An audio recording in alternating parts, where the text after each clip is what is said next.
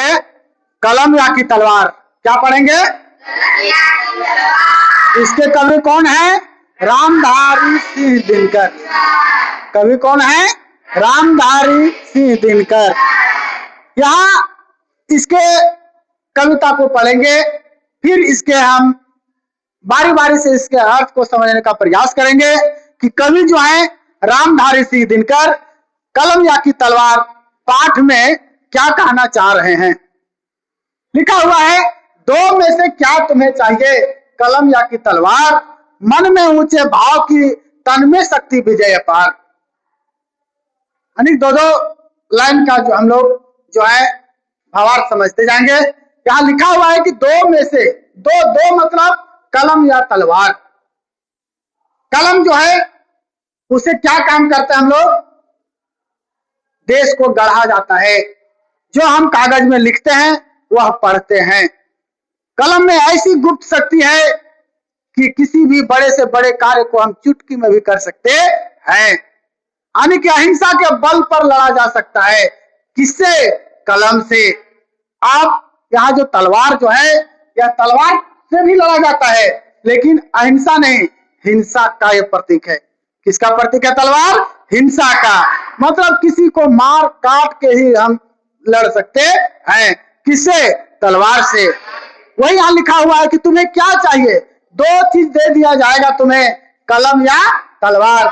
तो क्या चुनना पसंद करेंगे? क्यों? क्योंकि हम हिंसा के रास्ते पर चलेंगे, किसी को बिना खून खराबा किए हुए हम जीतने का प्रयास करेंगे। तो हम किसको चुनेंगे? कलम को। लिखा है कि मन में ऊंचे भाव की तन में शक्ति विजय पार।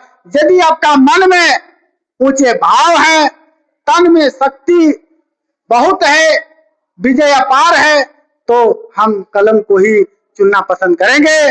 अंध कक्ष में बैठ रचोगे ऊंचे मीठे गान, या तलवार पकड़ जीतोगे बाहर का मैदान।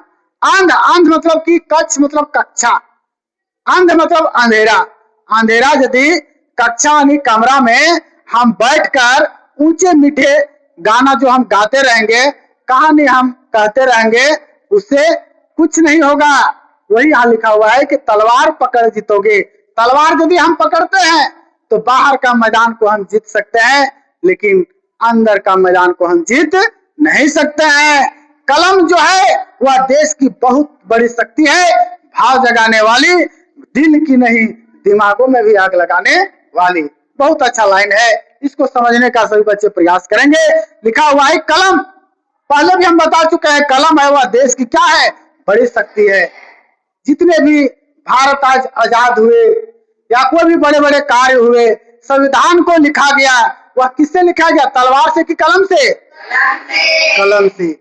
बहुत बड़ी शक्ति है कलम में। कलम जो है उससे भारत का संविधान लिखा गया, जिससे हम स्वतंत्र रूप से अभी सब चीज काम करते हैं। विद्यालय में बैठे हैं तो किससे? तो कलम की शक्ति से। कलम से सब चीज, जैसे हम कुछ आवेदन लिखते हैं या कुछ किताब पढ़ते हैं, वह कैसे किससे लिखा जाता है? कलम से। वही यहाँ लिखा हुआ है कि कलम जो है वह देश की क्या है? बड़ी शक्ति है, भाव पैदा करती है। या दिमाग में भाव, यहाँ जो लिखा हुआ है या किताब में लिखा हुआ है, उसको हम पढ़ते हैं, उससे क्या होता है? भाव पैदा होता है। हमें क्या पैदा होता है? भाव। भाव को हम पढ़ते हैं, फिर दिमाग लगाते हैं, फिर भी हम लिखने सीखते हैं, पढ़ने सीखते हैं, उसके बताए गए मार्ग पर चलते हैं, तो हम एक अच्छा इंसान बनते हैं। वही यहाँ लिखा है, कलम है वह देश की बड़ी शक्ति है, भाव जगाने वाली, दिल की नहीं दिमागों में भी आग लगाने वाली। दिल नहीं बल्कि दिमाग में भी आग लगाने का काम करती है। कौन? कलम। इसलिए बोला गया है क्या? बड़ी शक्ति है। कौन? कलम। दिल की नहीं दिमागों में भी आग लगाने वाली पैदा करती है कलम, विचारों के जलते अंगारे और प्रज्वलित प्राण देश क्या कभी मरेगा मारे। यानी कि कलम जो है वह पैदा करती है विचार को, जलते हुए अंगारे को। यानी कहने का मतलब है कि कुछ हो रहा है, हम जहाँ हैं या आसपास हैं, कहीं घोटाला हो रहा है, कहीं लड़ाई झगड़ा हो रहा है, कहीं करप्शन हो रहा है, घुसखोरी हो रहा है, तो उसके खिलाफ हमको आवाज उठाना है। तो लाठी लेकर हम क्या किसी को डायरेक्ट जाकर हम मार देंगे? नहीं, वह क्या करता है? जलता है अंगारा। नहीं, विचार के क्या जलते हैं? अंगारे जलते हैं। पैदा करती है यह कलम, अंगारे पैदा करती है, उसके बाद हम लिखते हैं। नहीं, वही लिखा है कि प्रज्वलित प्राण देश क्या कभी मरेगा मारे। वही लिखा है कि यह जो प्राण है, जो खोल रहा है, प्रज्वलित हो रहा है, जल रहा है, वह मारने से नहीं मरेगा, उसी कलम से ही मारा जा सकता है। कैसे मारा जा सकता है? कलम से मारा जा सकता है। आज की जो है यह कलम या तलवार जो चैप्टर है, इतना ही। इसे सब आज करके आएंगे। ठीक है, धन्यवाद।